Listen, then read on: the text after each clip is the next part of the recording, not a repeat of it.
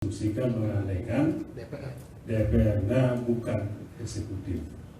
DPR sekarang ini periode Presiden Jokowi ini DPR itu adalah bagian dari eksekutif.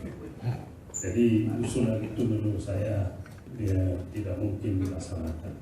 Supaya proses hukum ini berjalan objektif, memenuhi rasa keadilan, maka harus dibuka seluas-luasnya kepada pengawasan akses publik untuk melakukan pengawasan terhadap proses hukum kasus ini.